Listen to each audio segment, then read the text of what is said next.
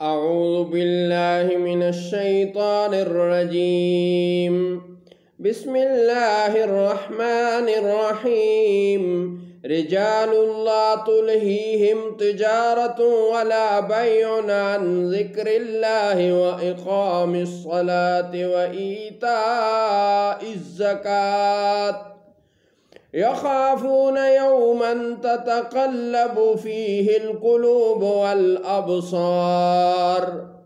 وہ مرد جنہیں غافل نہیں کرتی کوئی تجارت اور نہ خرید و فروخت اللہ کی یاد سے اور نماز قائم رکھنے اور زکوٰۃ دینے سے، وہ ڈرتے ہیں اس دن سے جس میں الٹ جائیں گے دل اور آنکھیں۔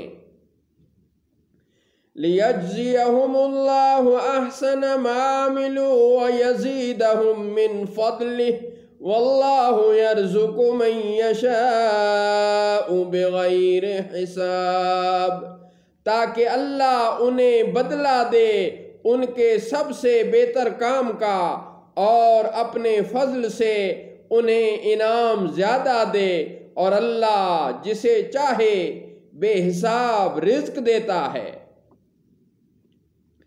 وَالَّذِينَ كَفَرُوا أَعْمَالُهُمْ كَسَرَابٍ بِقِيعَةٍ يَحْسَبُهُ الظَّمَآنُ مَاءً حَتَّى إِذَا جَاءَهُ لَمْ يَجِدْهُ شَيْئًا وَوَجَدَ اللَّهَ عِندَهُ